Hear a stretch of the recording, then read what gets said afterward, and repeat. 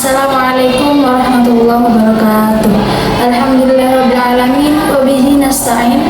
Wa ala umuri dunya waddin. Wassalatu wassalamu ala asyrafil anbiya'i wal mursalin Sayyidina Muhammadin wa ala alihi wa sahbihi ajma'in, amma ba'du. Yang saya takdimi pengasuh Pondok Pesantren Zainul Hasan Genggong, Kiai Haji Muhammad Hasan Taufikul Allah SHMM. Yang saya hormati Rektor Universitas Islam Zainul Hasan Genggong, Dr. Abdul Aziz Wahab BAMAG. Yang saya hormati Dekan Fakultas Tadris Umum Ibu Wahyu Lestari MPD sekaligus dosen pengampu mata kuliah Strategi Belajar Mengajar Matematika.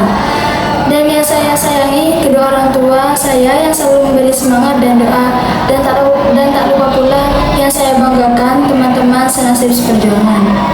Perkenalkan, nama saya Andini Nurmaisyati. Saya mahasiswi semester 4 dari Fakultas Tadris Umum, Program Studi Tadris Matematika. Baik, di sini saya akan mempresentasikan sebuah peta konsep imajinasi yang ditugaskan oleh beliau, Ibu Wahyu Lestari, di mata kuliah Strategi Belajar Mengajar Matematika tentang pendekatan pembelajaran matematika. Yang pertama, pengertian pendekatan pembelajaran.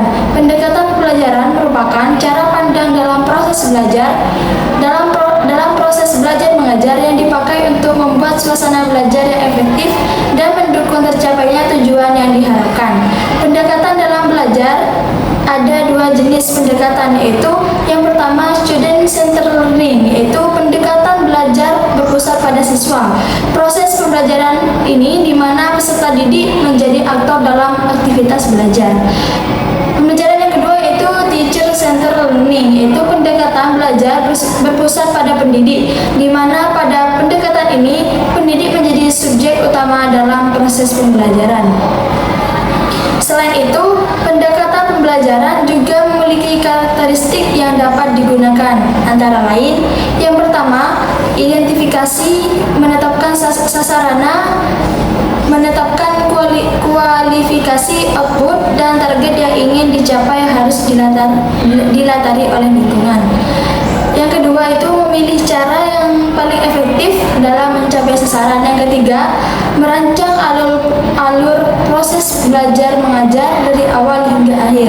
Yang keempat, menetapkan kriteria dan standar sebagai tolak ukur pencapaian pembelajaran yang telah ditetapkan.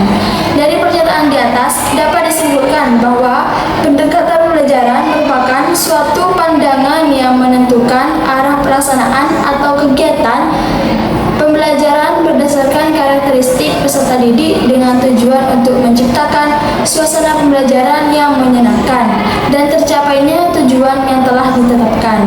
Dengan kata lain, pendekatan pembelajaran merupakan tata cara seorang pendidik dalam mengolah kelas. Yang kedua, macam-macam pendekatan pembelajaran. Ada beberapa macam pendekatan pembelajaran yang digunakan pada kegiatan belajar mengajar. Antara lain yang pertama itu pendekatan konseptual. Pendekatan ini merupakan proses belajar mengajar dengan pembelajaran bermakna melalui kegiatan-kegiatan yang melibatkan siswa secara langsung. Siswa tidak dilatih untuk menghafal, sekedar mengetahui atau memahami. Pendekatan yang kedua yaitu pendekatan konstruktivisme.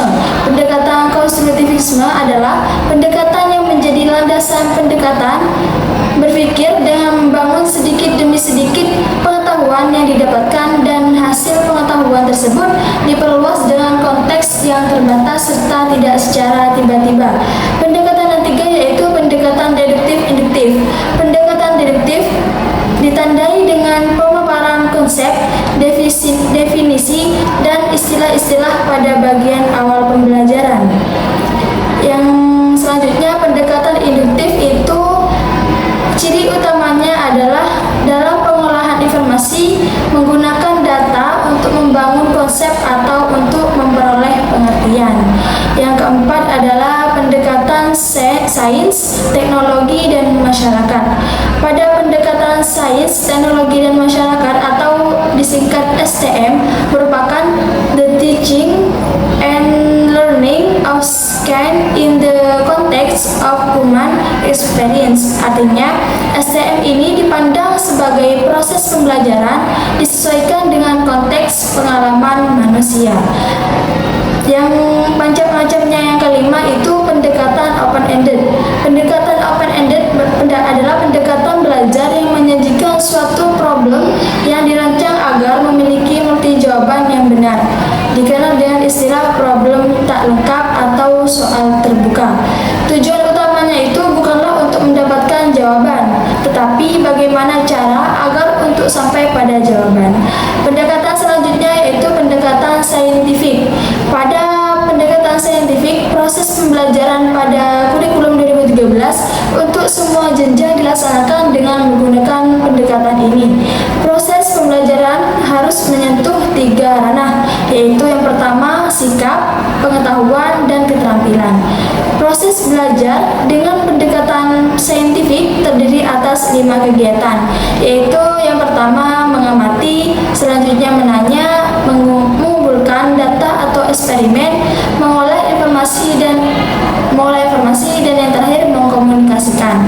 Pendekatan selanjutnya yaitu pendekatan realistik.